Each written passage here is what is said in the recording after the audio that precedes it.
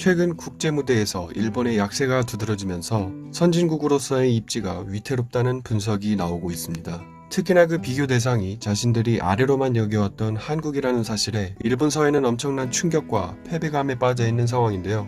대중문화 분야에 있어서는 K-팝과 한국 영화를 필두로 한 한국의 대중문화에 뒤처져 설 자리를 잃은 지 오래고, 최근에는 엔저 현상이 장기화 조짐을 보이면서 경제 수준마저 한국에 뒤처질 것이라는 분석까지 나오자 일본 내부의 분위기는 그야말로 초상집이라 해도 과언이 아닙니다.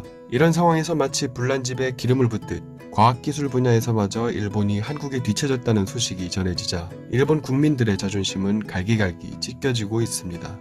일본 문부과학성은 일본의 과학기술 활동 성과를 객관적인 데이터에 근거해 체계적으로 파악하기 위해 과학기술 지표라는 기초자료를 1991년부터 출간하기 시작해 매 3년마다 발표하고 있는데, 지난 10일 발표된 2022년의 과학기술 지표에 따르면 2018년에서 2020년까지 3년 동안 국제과학학기에서 많이 인용된 상위 10% 논문 보유 국가 순위에서 한국은 11위를, 일본은 12위를 차지하면서 학문 연구 분야에서 한국이 일본을 앞지르게 된 것입니다.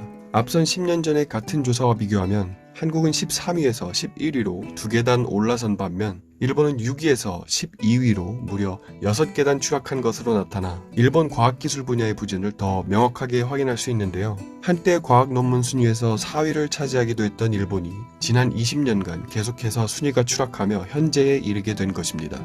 과학 논문은 각국의 연구 실적을 가장 확실하게 파악할 수 있는 신뢰도 높은 지표로서 활용되기 때문에 이 같은 결과는 단순 지표를 넘어 실제 과학기술의 수준이 한국이 일본에 앞서 있다는 것을 확실히 보여주고 있는 것입니다. 국제사회에서 일본의 연이은 부진과 거기에 대해 이번 소식까지 접한 일본 네티즌들은 좌절감과 패배감을 아낌없이 드러내고 있습니다. 지난 10년간 모든 분야에서 한국에 지기 시작했다.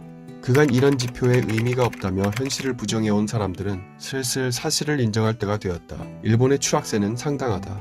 인구가 일본의 절반도 안 되는 한국에 지고 있다는 것을 사람들은 확실히 받아들여야만 한다. 최근 인텔리층의 수준이 분명 한국에 뒤떨어져 있다고 느낀다. 10년 전부터 계속되는 문제였는데 아무런 조치를 취하지 않았기 때문에 당연한 결과다. 정치가들은 과학기술에도 일본의 미래에도 흥미가 없다.